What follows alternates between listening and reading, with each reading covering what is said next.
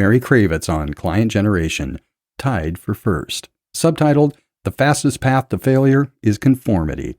Episode 7 on All Mavens Branded Podcast. This conversation with Mary was recorded April 28th, 2020. And to find out more about Mary, visit marycravets.com. Last name is spelled Cravets.com. marycravets.com. And about being tied for first, you'll have to listen to the episode to find out what she means by that and discover for yourself her unique brand, which lives in the work she does with all her clients. I'm John Beethan, your host of Branded, the podcast brought to you by the Crazies at All Maven, a full-service digital marketing agency located in Southern California. We're all about things branding and so much more. We'll be talking about SEO, website design, the value of adding video, social media, branding identity, and today, client generation. And of course, we can be found on Apple Podcasts, Google Podcasts, Spotify, and anywhere else you catch your podcasts. And now, I bring you Mary Cravets. So, Mary, welcome. I haven't talked to you, but I think it's been a week. Because I'm on your Zoom calls weekly when I can attend, which has been every time, except for I had to leave a little bit early. Yeah. Yep. So I wanted to welcome everybody and introduce you to Mary Cravets. And I met Mary November 1st, 2019 at the Carlsbad Chamber of Commerce at the Westin. And I was really excited about going because her talk was titled, More Clients, Less Marketing, How to Create More Leads and Income by Doing Less. And you delivered on the promise, which absolutely had my attention. And of course, the rest is a little bit of history just because I came up to you afterwards and engaged with you. And I'm so glad I did. Yeah.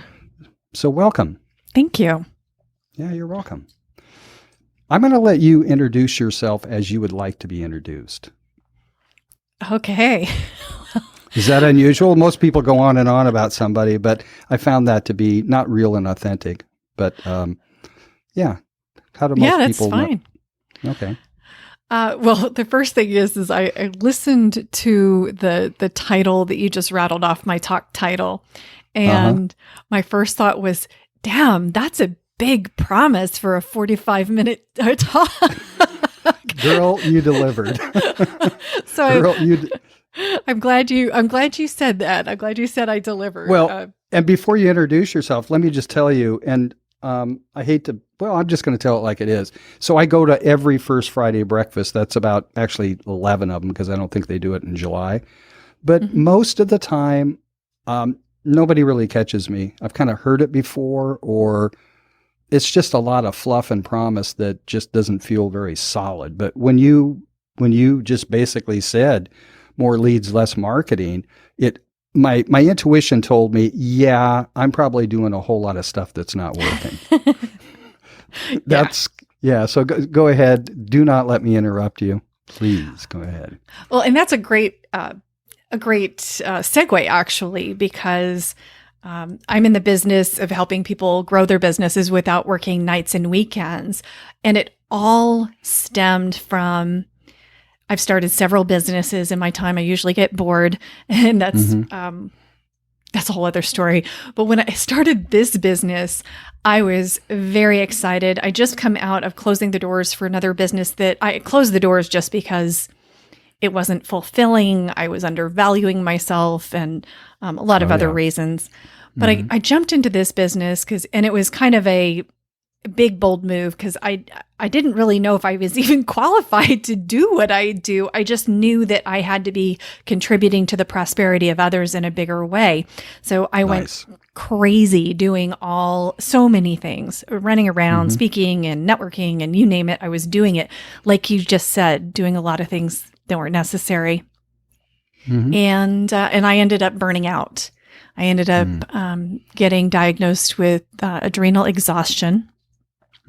And, I didn't have this wildly successful business at that point, but it was paying the bills. So I had to figure out, how do I get more results with the 4 hours of energy that I have per week? And so you started it part-time, sort of the side hustle? It wasn't a side hustle. It was full-time crazy.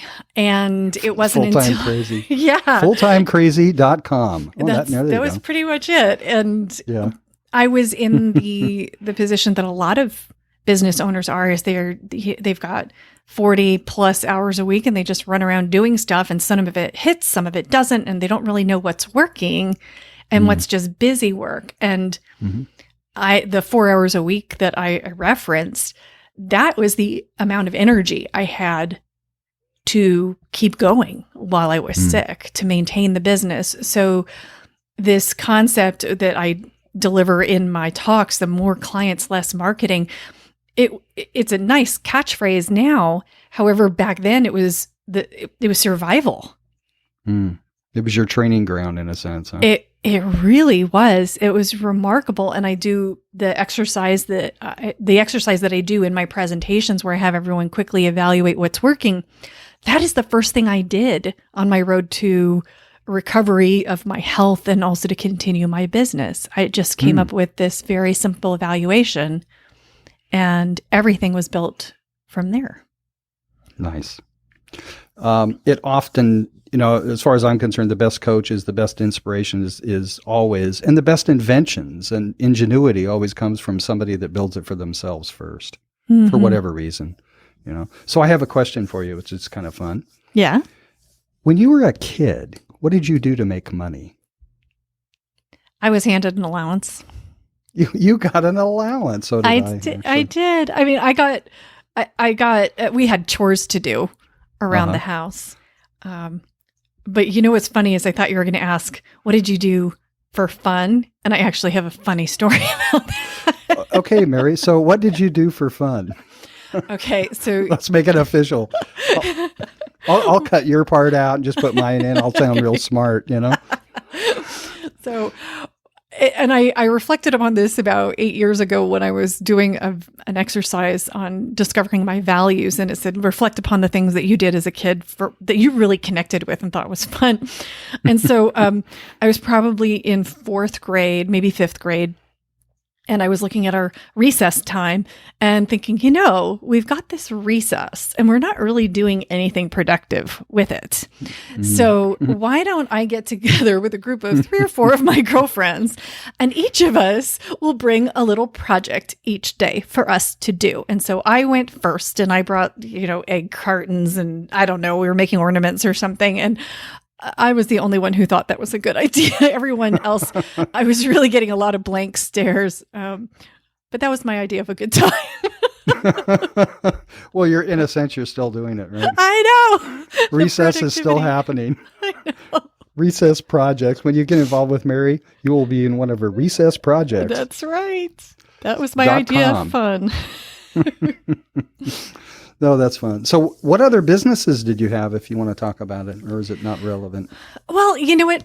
I think it is, and it ties to what I was talking about with the values exercise, because I started my first 3 or 4 businesses without having identified my values. So I started in real estate, and that was kind of an accident spurred by a move to another state and needing a new job and just kind of falling into it. And my understanding of entrepreneurship of that point was little to none. I started selling real estate thinking that people were going to come into the office and buy houses like they bought hamburgers from McDonald's. Okay. Which is fun, because so many people come to me the same way. They don't realize their number one job is to generate business, generate clients. Number one job. Right, exactly. So I came from, I really sympathize with the people I work with and empathize, because I was there. I had no idea. So I got business coaching within 3 months of starting that business. And I got a couple years in, and it was good. I mean, I did well, and it just wasn't that exciting to me. There was something that wasn't connecting for me. And so then I went into a direct sales company where, believe it or not, I was doing home spa parties for ladies. Yes, I was. But I'm glad we're doing this podcast. There's so much to learn about you. Home spa parties. Oh, that's fun. And the thing is that along the way, as I went into each business, I was learning something. So what I really learned from real estate is I loved working for myself. There was no problem with putting in enough hours. Like there was not a problem with self-discipline to do things. It was being disciplined to focus on what's working. So real estate, I realized, I like this entrepreneurship thing. The next one was the company that I worked for, that home spa thing, was with the company, The Body Shop, which was very strong values to the company about, sustainable trade and a lot of other great values. And I realized how much I loved that piece of it, the mission part of it. But again, a couple of years in, I was doing well. I was, training and doing all the things that you want to be doing as you progress in that kind of business. And there was just something that wasn't there for me. And so right around then, the recession hit, and I was like, I had that moment that I'm not making enough money, and this is not the right thing for right now. And so I started a virtual assistance company. Oh, wow. And so, because I came from, before I moved to Arizona from California 15 years ago, 18 years ago. Wait, you moved from Arizona to California? Yeah, I moved California to Arizona, then back to California. Oh, you did? Okay. So just everybody knows you're in California now. That's right. So Okay. the third business was my virtual assistance business. And that came from just came from saying, people were asking me if I could do some of these administrative things, which I knew how to do because in my corporate world 100 years ago, I was working in Silicon Valley doing office management, executive assistant. So I had this skill set that I could apply immediately and make money. And people were asking for it before I was even, before I had business cards. Always a good business to get into. And that was the transformative business. Somewhere along the lines, I realized I ran into a coach. Her name's Stephanie Frank, and I'm so thankful for her. We actually became friends, and I love her. I read her book called The Accidental Millionaire, and it talked about identifying your values. And I identified my values of freedom and impact and variety. And she stressed the importance of building your business from those values so that you are happy and fulfilled and, a pure expression of who you are. And that really changed things. Yeah, I would imagine that the tough things one maybe doesn't like to do get quite a bit softened if you're coming from the value state, right? Yeah. When you are coming from who you really are and then aligning with what will make you truly happy. And that's the vision part of it. And I think of values and vision as kind of the bookends of how you operate your business, your values, who you are, your vision, what will make you happy out there in the future. When those two things are set up, then it's all the work in between that I do now with clients, the client generation stuff. Yeah. What was the inspiration for you to start the Watch Us Thrive? I mean, obviously we just entered into a lockdown, right? Yeah. But was it, I'm just guessing because we're wired kind of in a similar way, is like, I have to do something for other people. I have to do, what was it for you though? That's, you pretty much hit it on the head. I don't know whether I'm lucky or paranoid or what you'd call it, but I was a couple weeks ahead of everybody. I saw what was coming. I panicked faster. I freaked out. I felt helpless faster. I felt depressed faster. I mean, and it was weird because I was very alone. There weren't a lot of people going through this. My husband thought I was a little crazy.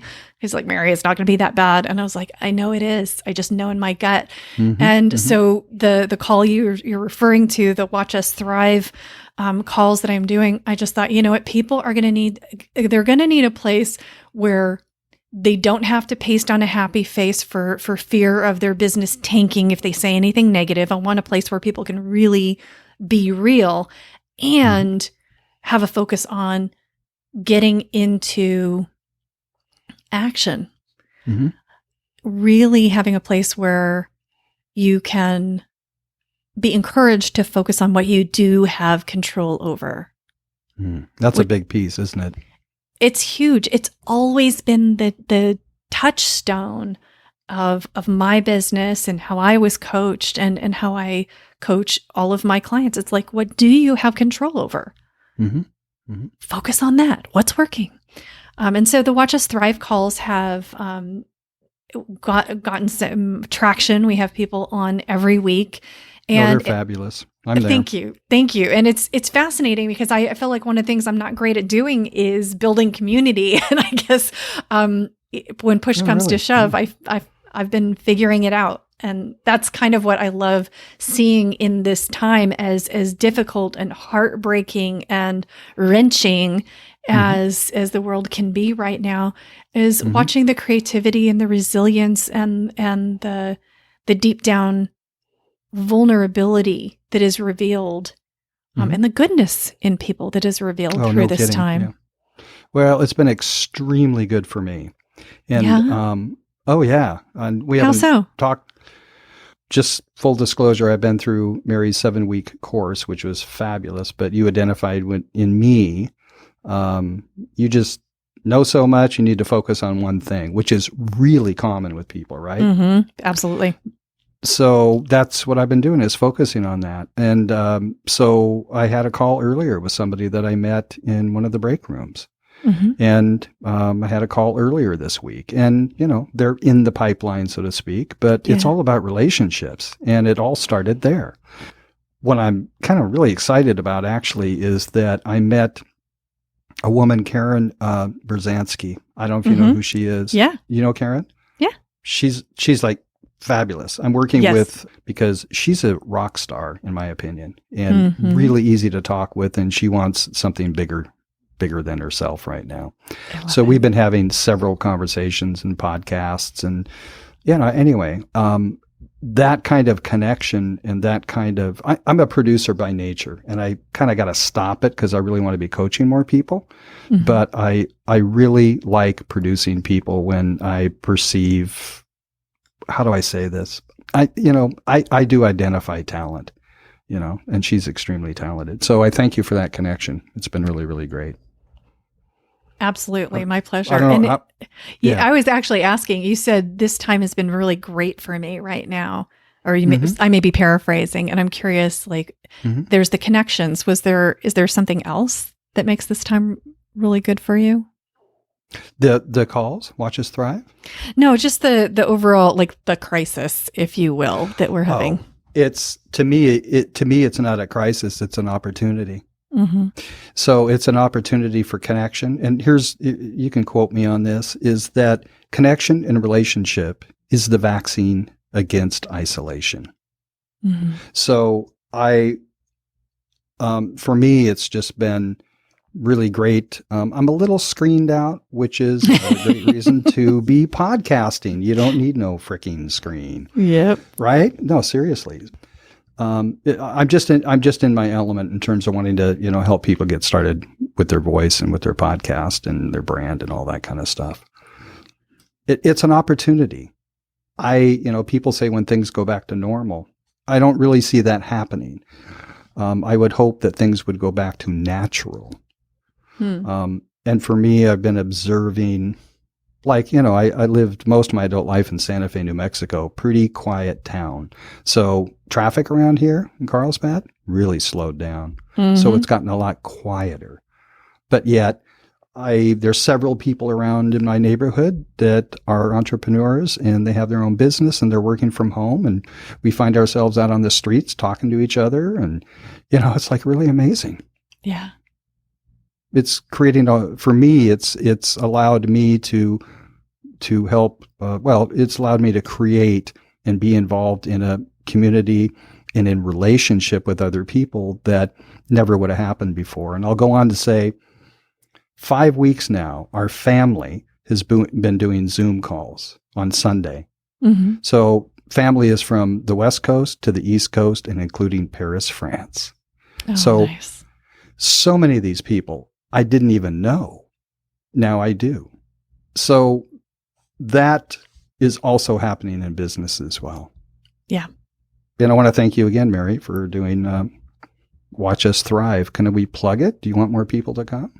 Yeah, I'd love to include more people. It's something that is absolutely going to be evolving. And I think the more people who are involved, the more we can evolve it to whatever it's going to become.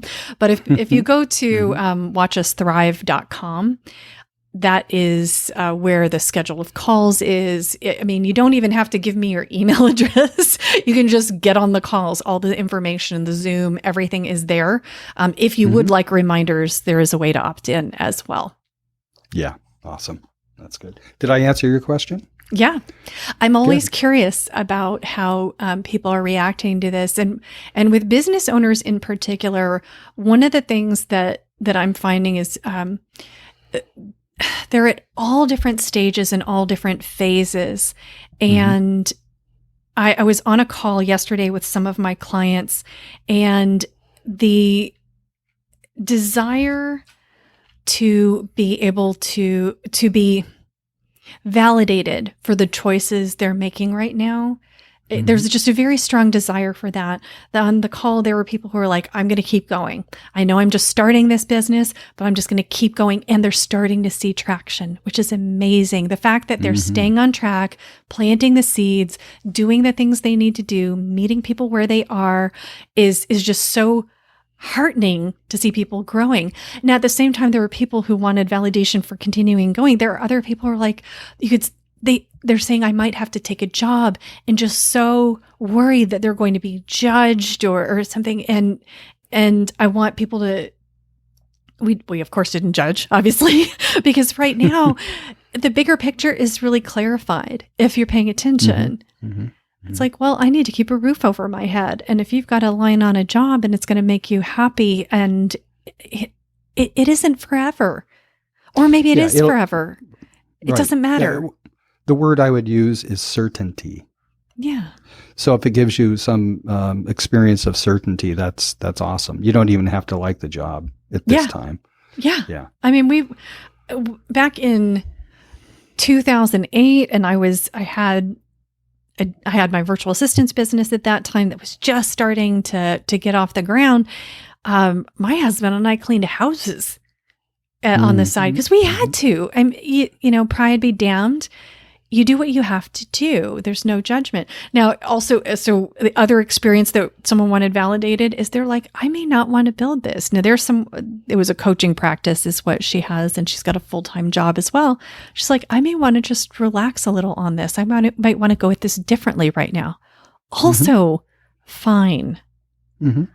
Well, yeah, I have a different take on judgment because the word is used a whole lot. So my take is this: judge and be prepared to be judged.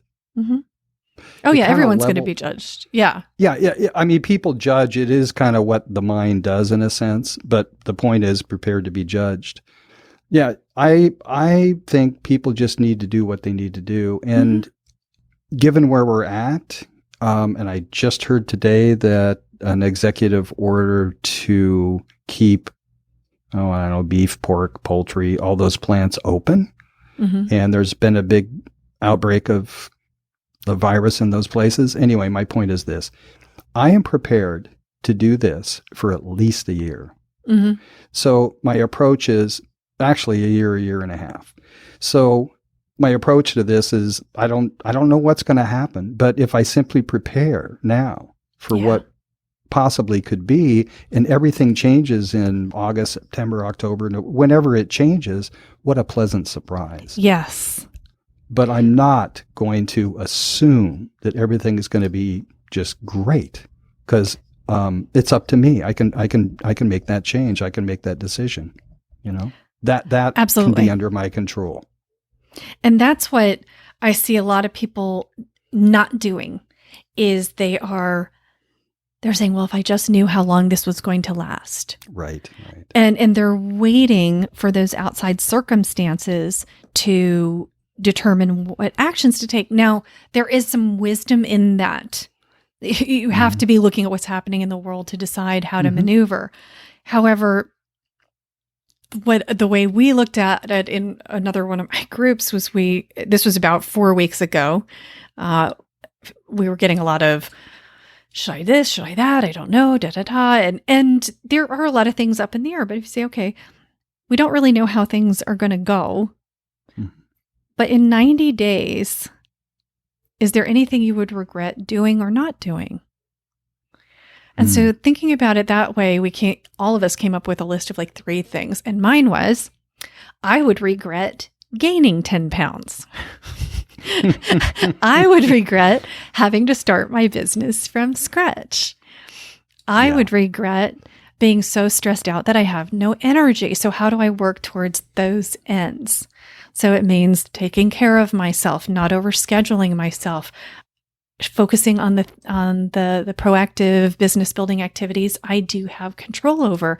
And this is going to bring it back to my expertise. I have to tell you that right now, my business is very stable. It's very consistent because I do exactly the things I teach my clients, being consistent.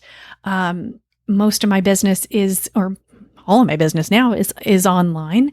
My client generation is around relationships. It's not dependent on an algorithm or showing up somewhere. I love that. And it works. And so a lot of people are reaching out to me at this time because this crisis has put a sharp focus on their complacency with client generation, with being intentional and specific. So talking about, or we touched on earlier about that idea of, I'm just doing everything. I'm trying this, trying that, trying the other thing, but without a plan. This crisis has put a very sharp focus, a painful focus and spotlight on the fact that they don't have a plan. Yeah, despite the fact that people may find themselves with more time, but still with a plan, if you don't plan, it's just going to get filled up with stuff that probably doesn't make a difference. Yeah. Or it could, I should say. So, yeah. And so I feel fortunate because I'm really able to, there are a lot of people who are coming into the program you went through, the 7-week, and that's where you build your plan. Oh, that's fabulous. Yeah. And the people who were in the 7-week program when the crisis hit, it was like right in the middle of one of the runs of it. They were just like, I was like, oh my gosh, is this going to be a bad time? Should we pause this? And I was trying to figure out, how do I roll with this for them and serve them at the highest level? And they were just really thankful to have something else to focus on. And there you go. Yeah. Because it's entirely focused on what can you control. And that's, if for people who are listening to this, the thing that I come back to all the time is what's working. What's working, always focusing on what is working in your business. What do you have control over? Because you can control activity. You cannot control results. So focus on the activity. So you should say that one more time. You can control activity, but not results. There you go. Yeah. I learned that very, very early on in my career. And it's one of the most important things I learned. Because we can get very, very, very absorbed into what are the results and where are my results and there's an element of in growing a business and specifically in client generation, there's the element of time, that germination period between when you put the efforts in and the results come out. So if you're only focusing on results, you're always going to be behind. Always. Yeah. You have to keep planting seeds. So because I want people to thrive during this time. I would love it if you would talk a little bit about the 7-week program so people can get a handle on it. I mean, you've actually already talked quite a bit about it because you walked the talk anyway. Yeah. But let's go through that for people because it's just great. It's worth it. I think they need to know. Well, I'm very happy to promote a 7-week program that I have. I'm curious, what do you think would be a perspective that even if someone doesn't sign up for it, how would it be helpful? Because otherwise it's a promotion and that's, okay. Not great. Yeah, it is. Well, I'll speak from my own experience. What's great about it, I mean, I'll just tell you is their group calls, their Zoom calls, they're recorded. All the documentation is there. If you don't get it all, you can always fall back on it, which is what I've been doing. Good. So I had an awesome takeaway just right off the bat, which is when you talked about identifying your peak time, which is, that was awesome. And then basically how to establish your financial worth based on the spreadsheet. And then it's developing your message, your core message, which I am really comfortable rolling with. And the call I told yours you about, is so good. Well, thank you for helping me. Yeah. So the call I had earlier, I just kind of threw that out to her, and she said, "I love that." And she saw it on my homepage. It's kind of in big bold letters, So it's like, and I'm extremely comfortable with it all. And but that's just a little bit of it. And then understanding organizations, and one thing we could talk about is your speaking, your coaching on speaking, which is, like you had said early on, this is a perfect time to start. So actually, what did you discover about that? I mean, what was the aha? It was just like, all of a sudden you realized that there was a need, right, for speakers. Yeah, there's right now what has happened with speaking. So first of all, actually, I'm going to rewind to the client generation thing, and I'm going to fast forward to the speaking because they connect together. So as your as listeners are probably hearing, don't like just promoting stuff. It's like, if it isn't aligned with providing value, then it's not that interesting to me, because it's not valuable. One of my top values is impact. So if I'm not making a difference, it's boring. It's useless to me. So you can hear my resistance to just saying, okay, here's my 7-week program and here's all the things you get. I like that voice. That's a character voice right there. Come on, you can sign up today. You can say, well, I'm not giving you any savings today. Just sign up. Right. But wait, there's more. Yeah, exactly. Oh gosh, I got inundated with one of those the other day. It's just like, I choked this side of throwing up. I'm sorry, go ahead. That's okay. But okay, so the thing that is valuable to understand about client generation, beyond the 7-week program, is one of the reasons why client generation is so can be so tough is because it's rarely addressed as a specific skill set that you need in a business. What often happens is you say, hey, I got to understand how to have a sales conversation. Oh, wait, over here, I've got to learn my unique selling proposition. Oh, over here, I'm going to learn how to speak to sell. And over here, and it's like all these concepts that are being treated like completely different departments in a business. And for solo entrepreneurs in particular, and for small businesses in general, client generation is actually a bunch of those things, but they all have to be lined up together and work together. So I think we rarely get the full picture of client generation, and instead are doing all these disparate activities that never quite link together. And that's what the 7 weeks does, is we focus on how do we make sure that every element, from your values to your vision to your pricing. And as I'm listing these are things you should look at in your business. Do you have your values, your vision, your pricing, your understanding of your ideal client and where they gather, their messaging, like how do they talk about the problem you solve? How do you get their attention? By saying the words that they're saying to themselves. How do you have a sales conversation where you can charge what you're worth? How do you manage your time? Because those are all of the elements of client generation that you have to have nailed down. If you don't have them, if you're not generating as many clients as you want, that's probably one or more of those elements that aren't clearly defined. Because we started with John mentioning the more clients, less marketing talk. Yeah. And the thing is, we can all do less marketing. It's quite simple. I can do less marketing all day long, but it's the more clients part. You only get to the more clients when your less marketing is dialed in and intentional and specific. And that's what it's about. It's about getting a plan that is simple, so you're not burning energy doing a bunch of stuff that doesn't work anyway. Now, this all ties to the speaking because I've been a speaker for a decade. I think I've been doing it forever. You can't shut me up. Me and John, we get along that way. I know. I'm just holding back. I mean, I know, really you're difficult. doing great. Thank you. Recognize.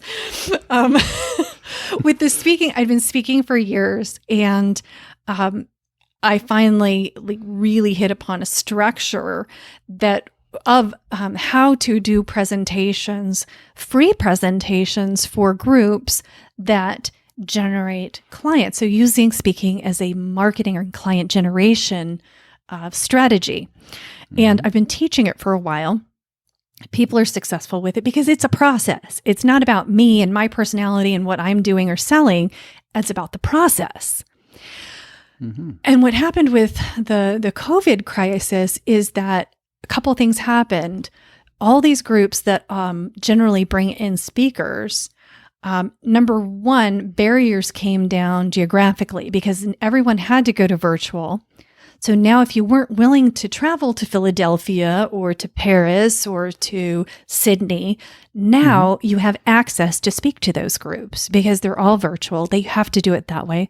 So exponentially, the number, just right there, the barriers come down for where, and the number you qualify for go up. The second thing that happened is that a lot of these organizations like Chambers of Commerce and the Better Business Bureau and National Association of Women Business Owners and the lists go on and on and on of all of the groups and associations out there, they realize their members need more support than ever. And so they increase their programming. So again, multiplying the opportunities to present. Oh yeah. It makes total sense. And the opportunity, I mean, actually it's quite a bit more efficient too. I mean, when it comes tremendously. Yeah. Because there is no travel. If you have to go out of state or city, whatever, there's no hotel. There's none of that stuff at all. So there's less planning in a sense, right? Yeah. Absolutely. And the key to that, the thing is that I know a lot of people who have their speaker calendars full and their audiences love them. And they just are like, oh my gosh, you've changed my life forever. But they're not generating business from it. So it's really important to understand that speaking is not speaking. It's like a paid keynote versus a training that you're paid for versus free speaking. You really have to understand what your strategy is behind it. Because when you apply a keynote strategy to a free talk, you're screwed. If you want to generate business, it's not going to work. Right. So being very careful how you give and what is it you'd like to receive out of speaking. Yeah, being really clear about quote unquote the ask. You have to be really clear with inside yourself about what you're really hoping to achieve on that level. And and I was just working with a client this morning who went through the course that gives the structure for the talk, the strategic structure I recommend. And we were going through her talk slide by slide, getting everything really tuned up. And she's a trainer by trade.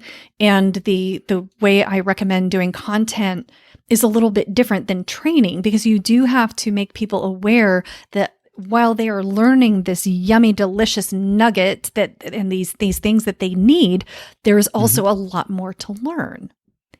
And she was a bit uncomfortable with pointing that out. And so, it's understandable. That's because, she didn't want to appear to be insufficient in a sense. Exactly. And so we had to go through the whole piece and help her because there's so much strategy. There's so much going on in what I teach that is invisible. And so digging into the why, and the why that was really important to her was understanding that every strategic piece that draws people to you for potential business, there's also aligned an educational component. It deepens their learning. So it's never, this is educational and then this is sales and then this is educational and this is sales. It's like, no, by showing you the bigger landscape of what else there is to learn, yes, on my part, strategically, you are going to see what else I can do to serve you. And then on the educational part, it prepares you for what, if you never hire me, you will see what else you need to be looking at, what else you need to be working on. So it's always both and. And I really feel like that's the big lesson in the work that I do and the way that I believe business is done right. If I can take a stand for that, Absolutely. is that it's never me over you or you over me. It's always we're benefiting together. And I have a great story. Can I tell a story? Absolutely. Oh, okay. Yep. So this was about, I don't know how long ago. So, well, time kind of blends. I don't have to be anywhere until tomorrow morning. Okay. I have to work with a client at the top of the hour on her talk. So a little more business to be done. I do have a few more questions, but roll with the story. Okay. So the story is that one morning several years ago, I was in this business and I had 2 calls in a row. The first call was with a client, and the client had just closed, I think, their first big client, in the thousands of dollars, and someone just handed over the money and they were like, oh my gosh, Mary, this is so amazing. This actually works. And so I was just high as a kite, so excited. And then the next call I had was with a prospect who in turn handed over, thousands of dollars to me to help work with them. So one of my clients is succeeding and I'm succeeding and it's all just working. Yeah. And so I skip down the stairs and tell my husband, I'm like, honey, guess what? I just did this. It's so cool. And, my clients are winning and I'm winning. And he asks me, he says, which is better, you winning or your clients winning? And I said, they're tied for first. I love that. And that's it. Yeah, that is it. Exactly. Yes. I actually have a clear picture of that. I have a clear, that's awesome, Mary. Yeah. So, I mean, I get that in everything you do. And it was actually in the beginning when I started engaging the class and stuff, it was a little bit hard to believe. It's just like, really? No, I'm serious. Cause I come from a very similar place and I go, oh my God, we're the same species. In a sense. Do you mean doing right by people and telling the truth in a clearer way? It actually works better? What? It's more effective, not just nicer? What? Oh, no. I know. It's like, yeah, I mean, I'm a big Simon Sinek fan. Mm-hmm. And, better together. I mean, I really like that a lot. So it all makes, I put you in the same class as him, by the way. Thank you. So I really do. I mean, for you and him to have a conversation would be fantastic. I might arrange it. I'll have that conversation. I know. That would be great. It would be really good. So here's the question I was waiting to ask you. Mm-hmm. You've sort of implied a few of these, but I would like you to just sit with this for a second and just simply ask the question is, can you name a defining moment in your life where absolutely everything changed? Yes. Go for it. I was 3 months into my real estate career, and I'd been brought on by a brokerage that really valued personal development, which I didn't really have a lot of familiarity with at the time. And they didn't see training and coaching as optional. Mm-hmm. And so they said, you go to this 2-day seminar. You have to go to it. You have to. I was like, okay. And I brought a book to read during the seminar. You brought a book to read during the seminar? I did. Oh. I brought a book to read. Mary always has a backup, right? That's right. I'm not going to be unproductive because really what I thought business was a guy dressed up in a suit telling me to screw over other people and do it just the way he did. And that's how I was going to be successul. I wish I was smarter than that back then, but I wasn't. I was very naive, and that was my picture of what it was. Mm-hmm. Mm-hmm. So the guy up front is wearing a suit and starts talking, and I'm like, oh, geez. So I get out my book, and he says, The fastest path to failure is conformity. Love it. The fastest path to failure is conformity. If he had said anything else, I don't know where I'd be today. Because that got my attention. Because I truly thought that was the message I was going to get. That I had to just dress up in a suit, be somebody else. Yeah, well, that's a lot of the business acumen and culture actually kind of teaches that. Yeah. But not Mary Cravets anymore. No, there's a whole new business thing going on. Yeah. Yeah. The so I am thankful. fastest way to failure is conformity. Well, we could certainly end it on that. It's a good one. Yeah. Do you want to say anything else? Do you have anything else you'd like to leave people with? I think that one is just so good. I mean, the thing is that I think this speaks to the strength, the importance of raising your voice. This man, Brian Buffini, has a great company, hugely ethical, lots of integrity, humor, and he gave me that gift because he raised his voice, and he would tell stories about how awkward and terrible he was when he started. And raising your voice, because his was the voice I could hear. I couldn't hear a lot of other voices of learning and training that were out there, but raising your voice because sometimes yours is the only voice people can hear. And that's a Les Brown quote, another pivotal moment. Sometimes your voice is the only voice people can hear. So even if it's awkward, even if it's imperfect, if you have a desire to do something, to change things, to support yourself in a way that is unconventional, like this crazy world of entrepreneurship, lean into it. Do it imperfectly. Because there's someone you're going to help.